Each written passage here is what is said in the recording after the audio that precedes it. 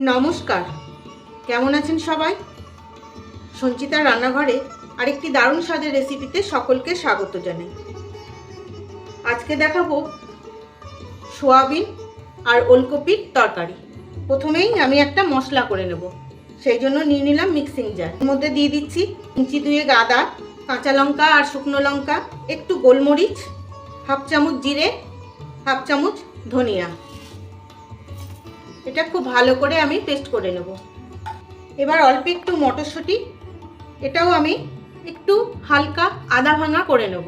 এবার সোয়াবিনটা আমি একটু ভাপিয়ে নেব, সেই জন্য বসিয়ে দিলাম কড়াই। এবার এর মধ্যে আমি এই ছোটো বাটির 1 বাটি সোয়াবিন নিয়েছি, এটা একটু সেদ্ধ করে নেব। সোয়াবিনটা খুব ভালো মতন সেদ্ধ হয়ে গেছে, এবার আমি নামিয়ে নেব।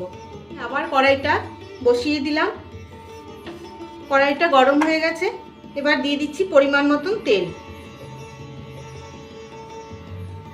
তেল খুব ভালো মতন গরম হয়ে গেছে।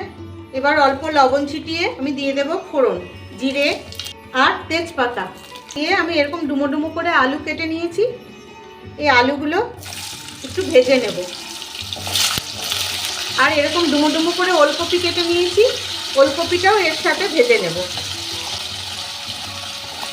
অল্প একটু লবণ ছিটিয়ে আমি ওলকপি আর আলুটাকে ভেজে নেব, ঢাকা দিয়ে দিয়ে ভেজে নেব।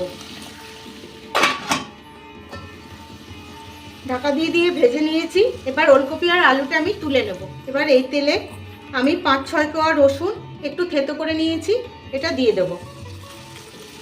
রসুন ভাজার গন্ধ বেরিয়ে গেছে। এবার এর মধ্যে দিয়ে দিচ্ছি 2টো পেঁয়াজ। পেঁয়াজ রসুনটা আমি একটু ভালো করে ভেজে নেব। পেঁয়াজ রসুনটা ভাজা হয়ে গেছে। এবার আমি এই সোয়াবিনটা খুব ভালো করে ধুয়ে চিপে রেখেছি, এটা দিয়ে একটু ভেজে নেব। সোয়াবিনটা ভাজা হয়ে গেছে, এটাও আমি তুলে দিচ্ছি। এবার দিয়ে দিচ্ছি আরেকটু তেল। তেলটা গরম হয়ে গেছে। এবার এই যে আদা ভাঙা করে রাখলাম মটরশুঁটিটা, এই মটরশুঁটি বাটাটা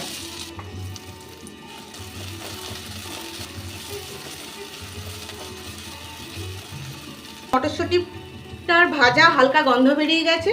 এবার দিয়ে দিচ্ছি এই মশলাটা, জিরে, ধনে, গোলমরিচ, লঙ্কা আর আদা। দিয়ে দিচ্ছি মশলা ধোয়া জলটা। এর মধ্যে দিয়ে দেবো হলুদ গুঁড়ো, কাশ্মীরি লঙ্কার গুঁড়ো, একটু লবণ, 1 মুঠ দেশি ছোলা মানে কালো ছোলা ভেজানো, আর অল্প মটরশুঁটি।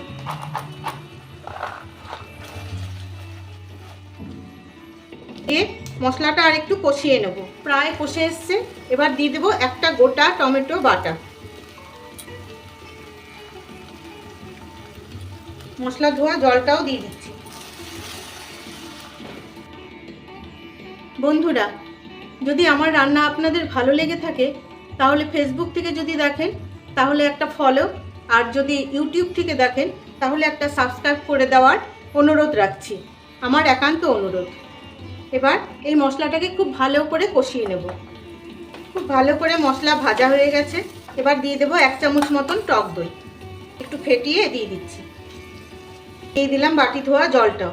এবার গ্যাসটা সিমে করে একটু কষিয়ে নেব। এবার দিচ্ছি অল্প একটু চিনি। খুব ভালো করে ভাজা ভাজা হয়ে গেছে। এবার দিয়ে দেবো এই ওলকপি আলু ভাজাটা।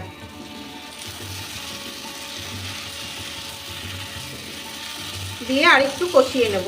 এর সাথেই দিয়ে দেবো সোয়াবিনটাও, ভাজা সোয়াবিনটা দিয়ে দিলাম। বেশ করে এবার কষিয়ে নেব। করে কষিয়ে নিয়েছি। এবার দিয়ে দেব গরম জল।